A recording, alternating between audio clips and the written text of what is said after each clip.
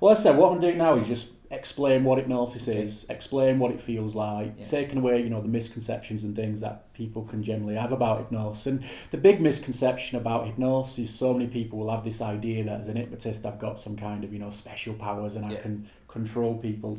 Hypnosis doesn't give me control over anybody. Okay.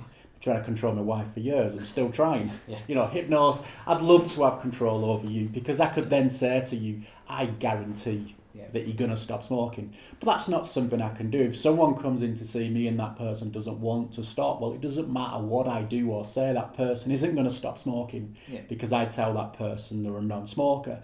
And in actual fact, I had this just last year, just before Christmas. I had a phone call from someone. Can I book my partner in for a stop smoking session? Because I'm buying it in for his Christmas present. I went, yeah, of course you can book the appointment. I said, before you actually book the appointment, does he want to stop? I said, if he comes in the new year and he doesn't want to stop smoking, I said, I would truthful, it's not going to work. It's got to be what he wants.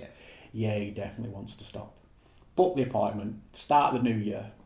I knew as soon as he came in, I thought, he doesn't want to be here. But he comes in, he sits down and goes, oh, I believe you got this as a Christmas present. And he went, yeah. I went, it's like that then. Take it you don't want to stop. He goes, I don't want to stop smoking. I don't know why she bought me the damn present. I said, right. I said, well, in that case, and I said, it's pointless doing the hypnosis. I said, for the hypnosis to work and for it to be successful, what I'm saying's got to be what you want. I said, what I'll do is I'll give you the money back. I said, you can go home and tell your partner it hasn't worked. I said, you can smoke in peace. I said, there's my card. I said, when you want to stop, I said, give me a ring.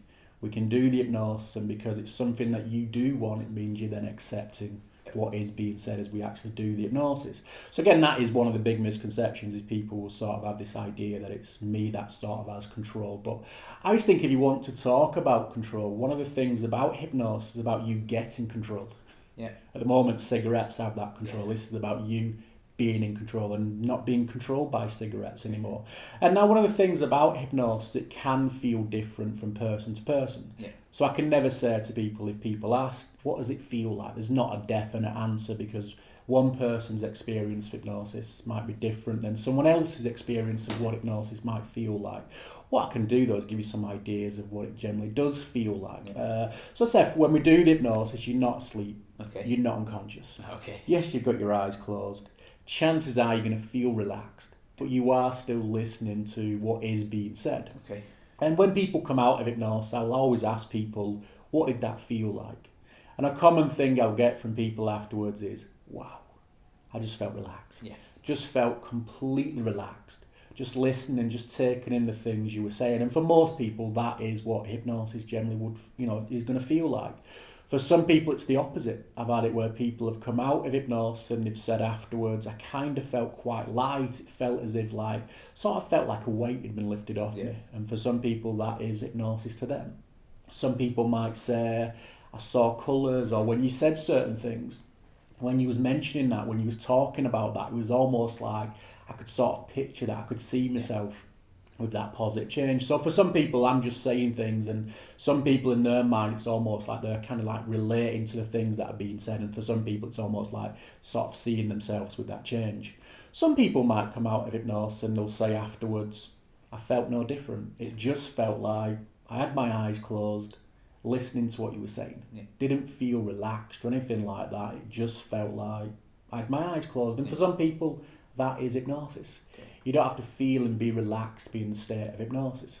Most people generally do feel relaxed, but for some people it is just like they've got their eyes closed and they're just listening to what's being said.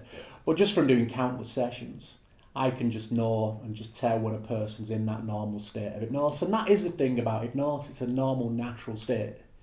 People actually go in and out of trance all the time. Daydreaming, those moments, miles away then, is a normal state of trance. Driving, you've probably had the experience of driving somewhere and it's like you've been an automatic pilot, you've got there and it's like, I can't even remember driving it. They're just normal, natural states of trance. Watching TV can put you in that state of trance. And in a way, I'm using that normal state to then give you those positive ideas, those positive suggestions that you are a non-smoker. And as I said, for some people, hypnosis is just like they've got their eyes closed. But as I say, I can always tell when a person is in that state of hypnosis, because people will give off natural signs. So I might notice a person's breathing changes, You can just look at the muscles in a person's face, and you just know they're in that state of hypnosis. And I've had it where a person has given off maybe half a dozen of these signs. They're in the state of hypnosis, but to them, they might come out and say afterwards, it felt like I had my eyes closed. But for me, I know they were in that state. Okay. Some people might even say afterwards, I can't remember much of what you said. Not sure if I fell asleep or not. Yeah. And a lot of times that hasn't happened. A person hasn't fallen asleep. It can be quite normal, quite natural for your mind to drift. Yeah. And you might start thinking about other things. Okay. If that happens, it's fine. Your unconscious mind is still listening, still taking in the things that are being said.